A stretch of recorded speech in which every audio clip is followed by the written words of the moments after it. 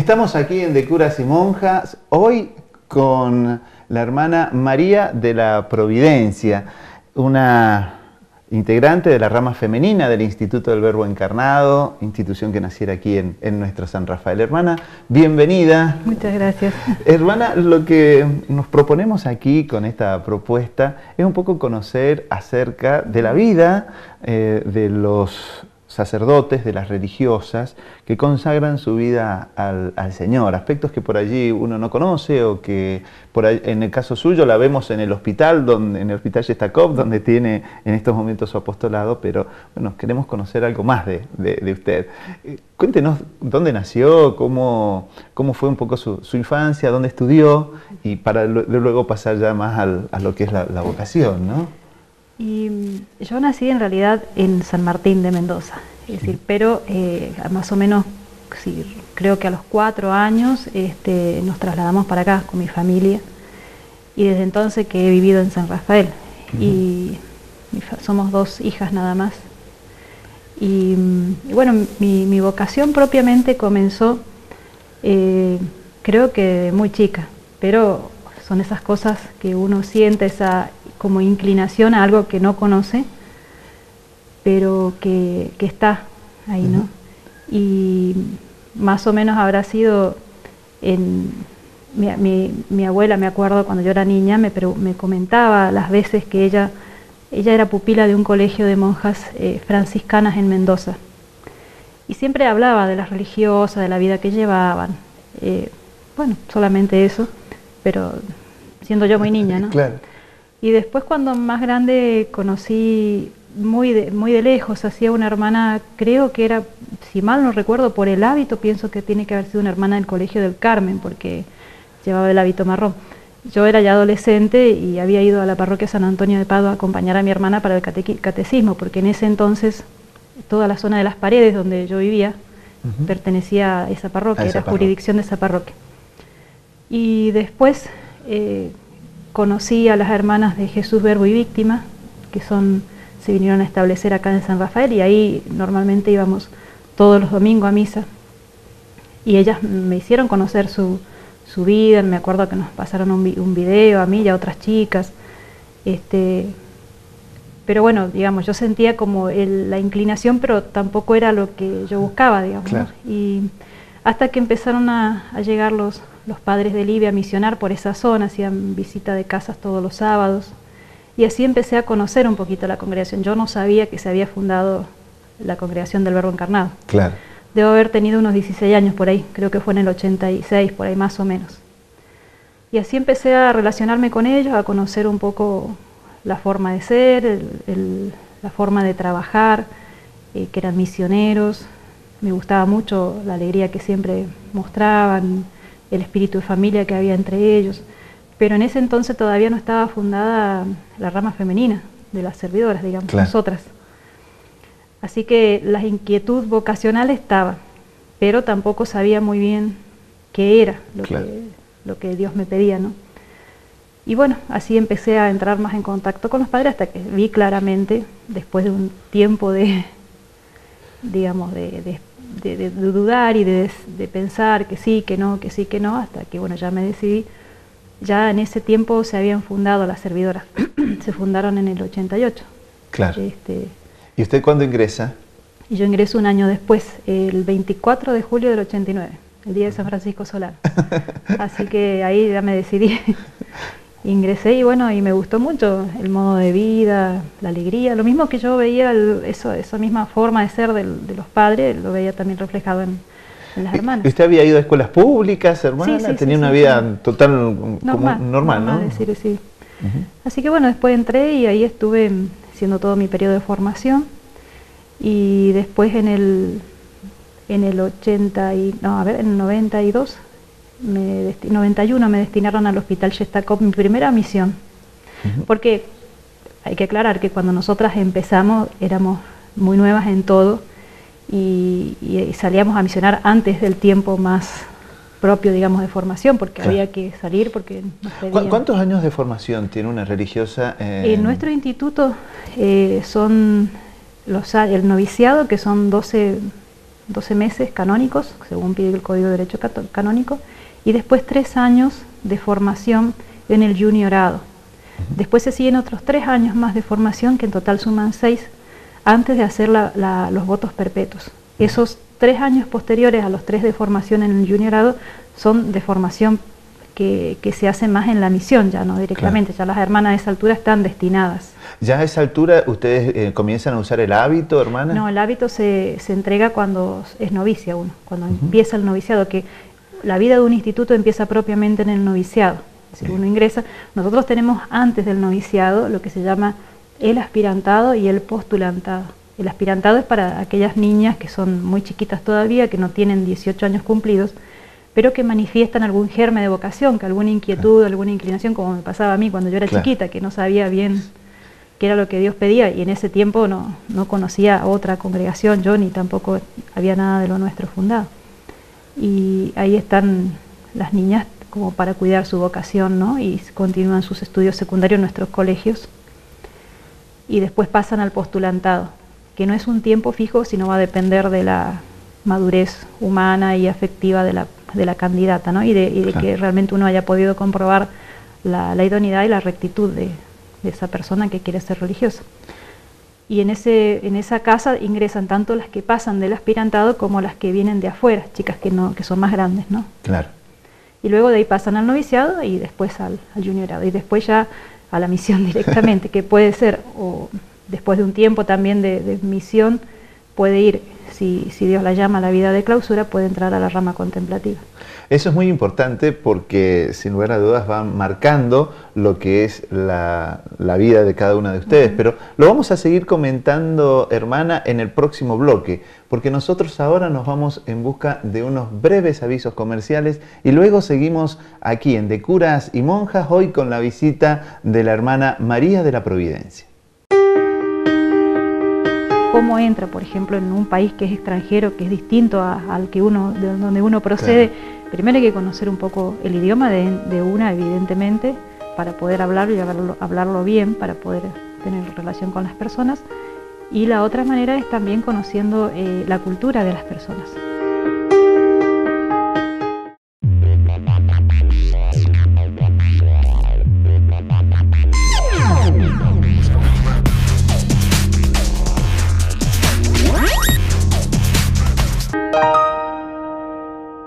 Seguimos con nuestra propuesta. Hoy nos visita, como habíamos dicho, la hermana María de la Providencia. Ella es una de las integrantes de la rama femenina del Instituto del Verbo Encarnado. En el bloque anterior, hermana, hablábamos un poco de este surgimiento suyo de la vocación, también un poco conociendo cómo se forman las religiosas en el Instituto del Verbo Encarnado. Particularmente, ¿usted cuándo realiza sus votos perpetuos? Y yo los realicé el 8 de diciembre del 84. ¿Dónde? Acá en la parroquia de Nuestra Señora de los Dolores del Chañaral, es decir, la parroquia del Seminario del Verbo Encarnado. Fueron mis primeros votos. Hermana, ¿y cuál fue su primer destino? Mis primeros votos, no, mi profesión perpetua. Su profesión perpetua, ¿no? ¿Qué votos realizan ustedes? Nosotras hacemos los 3 votos de castidad, pobreza y obediencia, que es propio de todo religioso, de todo consagrado a la vida religiosa. Y además hacemos un 4.º voto de esclavitud mariana a la Virgen, por el cual por ese voto todo lo que nosotros tenemos, inclusive los mismos méritos, se le entregan a la Santísima Virgen Mariana. Bien. ¿Qué significa cada uno de estos votos? Es un voto de pobreza, hermana. Ajá. Y un voto de pobreza es el fin es para imitar a Cristo pobre. No quiere decir que uno no pueda tener nada de lo que sea necesario para la vida común humana y para el desarrollo normal de la vida humana y apostólica, intelectual, espiritual, pero todo lo que se posee no se posee como propio. Es decir, uno tiene todo lo necesario e incluso hasta se trata de tener las cosas que sean realmente buenas, para usar los mejores medios que existan para tener un más alcance en lo que sería, por ejemplo, la vida pastoral, claro, o en el caso de los que se dedican a la vida intelectual. Pero todas esas cosas no son como propias, ¿no? Como podría tener un laico que legítimamente es suyo porque lo ganó, porque lo adquirió, digamos, trabajando. Ese sería el voto de pobreza. Y después el voto de castidad también para imitar a Cristo casto, que como dice San Pablo, es decir, no es que esté mal casarse, al contrario, es decir, está establecido por la misma ley de Dios, ¿no? Pero San Pablo también aconseja la castidad para imitar a nuestro Señor. De hecho, los apóstoles que siguieron a Cristo siguieron ese estilo de vida, más allá de que algunos todavía eran casados, pero después siguieron ese estilo de vida, que el que llevó la idea es imitar a Cristo, ¿no? Bien. Y el voto de obediencia es aquel por el cual uno somete el juicio y la voluntad a un superior, pero de una manera libre, es decir, uno libremente elige hacer esto, porque claro, si no, no son válidos los votos, ¿no? Claro. No hay un lavado de cabeza, no, como se dice por ahí, ¿no? Al menos a mí nunca me lavaron la cabeza, que yo me haya dado cuenta. Claro, esto es importante, es importante esto porque por más que muchas personas digan que a uno le lavaron la cabeza cuando entró a la vida religiosa, es decir, hay que tener en cuenta que el Código de Derecho Canónico dice que si los votos no se hicieron con plena conciencia y libertad, no son válidos. Pasa como en el matrimonio. Si usted cuando se casó no era consciente y lo hizo plenamente libre, es decir, es inválido el sacramento. Es decir, claro, en esto pasa lo mismo, digamos. Hermana, y una vez que realiza sus votos perpetuos, ¿dónde es destinada? Y yo estuve un tiempo acá en San Rafael como superiora del estudiantado, del juniorado, y después fui a Roma, estuve 3 años con la Casa General, y luego fui a Brasil como provincial, superiora provincial y como maestra de novicias. Ahí la zona donde estaban ubicadas nuestras casas, que hacía poco tiempo que se habían fundado, era una zona de favelas, que es lo que sería acá un poco las villas miserias, ¿no? Y eran zonas de favelas muy, ¿cómo podría decir?, muy fuertes, zonas muy fuertes de favela. Y muchísimas de las vocaciones que teníamos en ese momento y que seguimos teniendo han salido de esos lugares, ¿no? Es decir, como una flor que creció en un pantano, ¿no? Es decir, vocaciones muy hermosas. ¿En qué lugar de Brasil concretamente, hermana? En Santo Amaro, en la diócesis de Santo Amaro con Monseñor Figueiredo. Figueiredo. Bien. Hermana, ¿y allí qué trabajo realizaban, digamos, concretamente de misión? Bueno, en Brasil yo estaba más propiamente con la formación y con el gobierno de las casas ahí, ¿no? Porque estaba con esos cargos, pero la misión que se hacía en general era la asistencia en las parroquias de la congregación, que estaban los sacerdotes del Verbo encarnado allí, y con catequesis, visitas de casas, bueno, todo lo que sería la pastoral de una parroquia, y además se tiene todavía una comunidad que atiende una guardería que allá se llaman creche o creche, y son niñitos chiquititos que son de antes de 1 año hasta 5 años, están allí, que los papás no pueden tenerlos porque trabajan y están en una situación de mucha pobreza.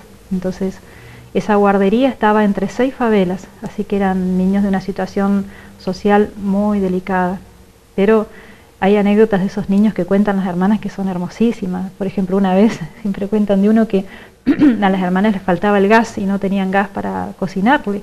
Entonces los reunieron a todos los nenes chiquititos y les dijeron, bueno, pídanle a San José que traiga gas porque no tenemos gas. Entonces uno de ellos, que era el más avispado, salió afuera y le dice, San José, es decir, no tenemos gas, mándanos gas. Y al ratito cayó una persona a donar unas garrafas de gas y salió él de vuelta afuera a San José. Esas anécdotas, como esas hay, pero muchísimas anécdotas muy lindas de los niños, de lo que es la inocencia de los niños, ¿no? Claro. Como Dios los escucha realmente. Muy lindos. Y así, un trabajo muy, muy lindo en Brasil, ¿no? Muy interesante. Y además, digamos, Brasil, que bueno, es el país latinoamericano con mayor cantidad de habitantes, donde ustedes también se insertan en los sectores más bajos, ¿no? Porque el carisma de ustedes es evangelizar la cultura, ¿no? Sí. ¿Y cómo lo hacen para evangelizar la cultura? Es tan amplio lo que...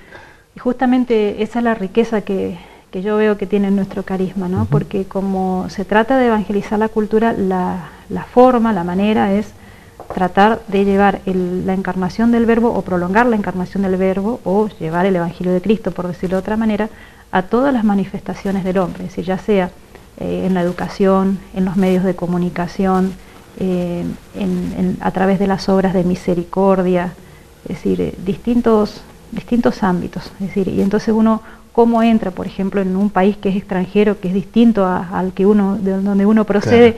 Primero hay que conocer un poco el idioma de una, evidentemente, para poder hablarlo y hablarlo bien, para poder tener relación con las personas. Y la otra manera es también conociendo la cultura de las personas. Entonces, conociendo la cultura, conociendo su historia, uno puede rescatar lo que es humanamente rescatable y eso tratar de darle, de elevarlo al Evangelio, ¿no? A la luz del Evangelio. Es decir, y lo que no, lo que es parte de la, muchas veces hay culturas que hay partes que está muy corrompida, bueno, uno tiene que ir sanando eso justamente llevándole a Cristo. Hermana, y uno de los ámbitos donde a usted le ha tocado actuar, nos decía, su primer lugar de destino, de misión cuando estaba en su periodo de formación fue el Hospital Chéstachov. Sí. De eso le vamos a pedir que nos comente en el próximo bloque de nuestro programa, porque luego de estos breves avisos seguimos dialogando con la hermana María de la Providencia. Estamos nosotras para escuchar, para hablar, para dar un consejo a tiempo, para ayudar en alguna necesidad concreta, humana que tenga la persona.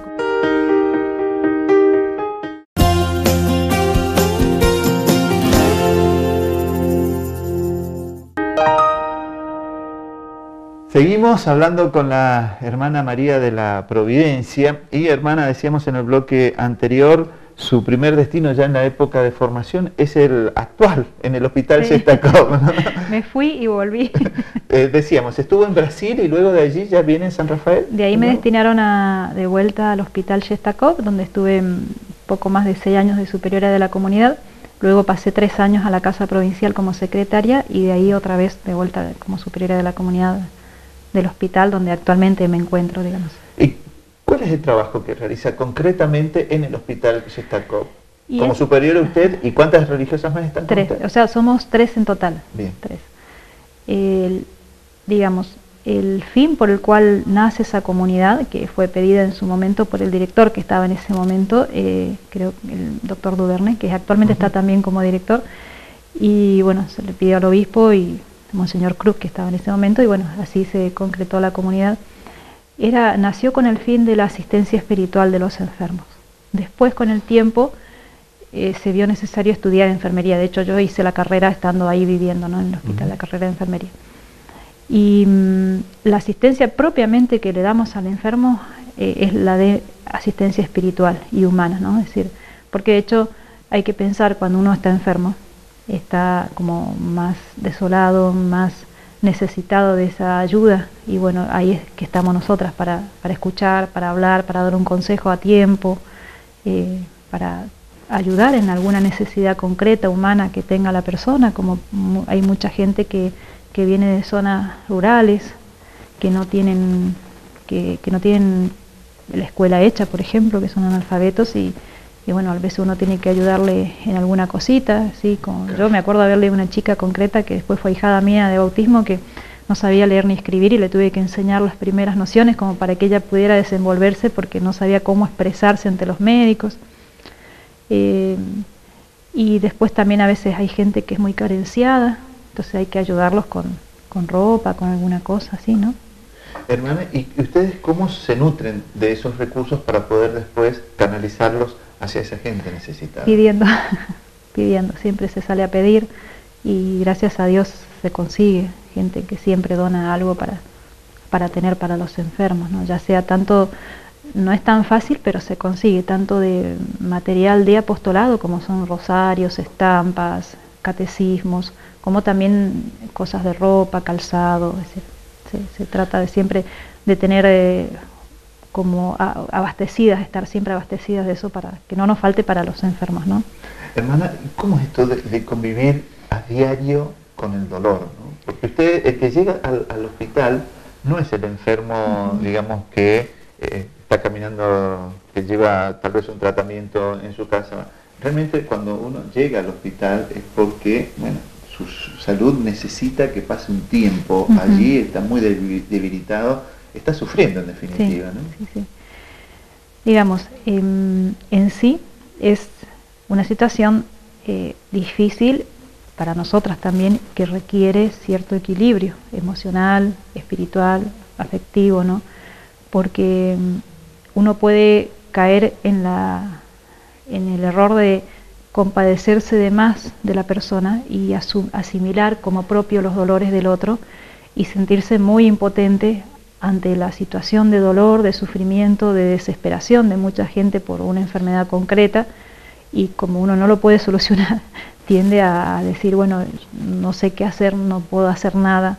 Y en realidad la solución más eficaz es tratar de escucharlos, tratar de, que es lo que más necesita la gente hoy, que alguien se siente al lado de él y lo escuche, que se desahogue de sus problemas. Y ahí, en ese diálogo de confianza, uno puede empezar a sembrar un poquito la semilla del Evangelio, ¿no? Es decir, dar un consejo, tratar de que ese dolor lo eleve y lo una a Dios, para que se le haga más llevadero también a Él, de alimentar su fe con los sacramentos, ¿no? Porque hay muchísima gente que no frecuenta la iglesia, que no es de rezar, y que o están enemistados con Dios porque se enojaron porque les pasó algo, ¿no?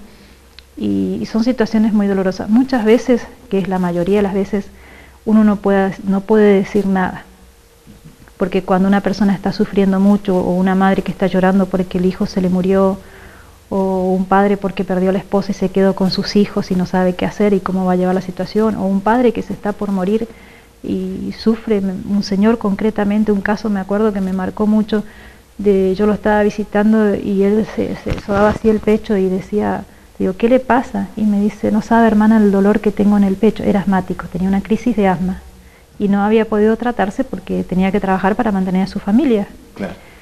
Y entonces él dijo, me quiero tirar por la ventana. Estábamos en un 5.º piso. Esto fue el año pasado.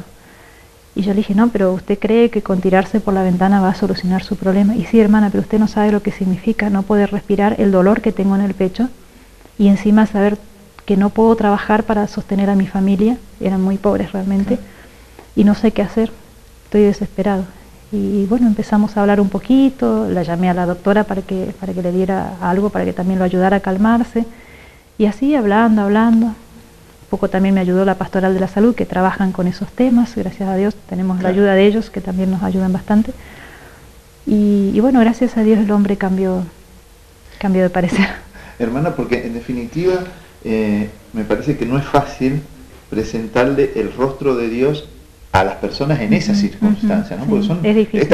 esta que termina de relatar usted es verdaderamente extrema, sí, ¿no? Sí, es difícil, y son la mayoría de los casos, ¿no? Y el sufrimiento está dentro de lo que es el plan de la redención. A partir de que el hombre peca, bueno, entra en la vida del hombre el sufrimiento, pero Cristo lo redime y lo hace medio de salvación. Hermana, a ver, no sé si la palabra es fácil, pero yo se la voy a decir así. Es tal vez más fácil poder asumir una enfermedad desde la fe, las personas que son creyentes, aquellas que no lo son. Sí. A través de la fe es mucho más fácil asumir el dolor que a través de aquellos que no lo son. Y eso lo hemos comprobado, pero en mis casi 11 años que estoy en el hospital lo he comprobado a diario. Es decir, no es lo mismo ver morir una persona que tiene fe a una que no. Es decir, la manera de encarar la muerte y el dolor, tanto del paciente como de los familiares, es muy distinta. No quiere decir esto que se disminuya el dolor, ni quiere decir que Dios les quite el dolor. Como no se lo quitó, nuestro Señor Jesucristo no le quitó el dolor ni a San José ni a la Virgen. Pero es asumido de otra manera. En definitiva, hermana, la labor que ustedes cumplen allí me parece que es realmente muy importante, ¿no? Y a veces los católicos no nos damos cuenta que ustedes están allí en el 4.º piso, casi escondiditas al lado de la capilla, sí. ¿No? En ese lugar se las puede ubicar. ¿En qué horarios? ¿Cómo trabajan ustedes, hermana? Y por ahí es un poco difícil ubicarnos porque nuestros horarios son la mayor parte del día es estar con los enfermos, ¿no? Entonces nos dividimos y cada una tiene 2 o 3 servicios a cargo, entonces tiene que visitarlos unas horas en la mañana y otras horas en la tarde. Es decir, cada día un servicio distinto porque son varios servicios y solo somos 3, ¿no? Sí. Pero bueno, hay un teléfono, si alguien quiere, siempre la gente nos ubica por eso, por los teléfonos, o si no también suelen ir al mediodía o en la noche a buscarnos a nosotros. Bueno, hermana, le agradecemos realmente que haya compartido este tiempo, mostrarnos también un poco por dentro cómo es la vida de una religiosa, su formación, cómo surge esta vocación, y porque de alguna manera esto también creo que nos ayuda a todos a cada día pedirle al Señor más obreros para sus viñas, ¿no? Que hacen mucha falta. Muchas gracias, hermana. De nada. Nosotros le agradecemos a la hermana, a todos ustedes, Y el único pedido que le hacemos en este momento es una oración para que existan cada vez más curas y monjas que nos acompañen a todos en nuestro crecimiento espiritual. Hasta la próxima semana.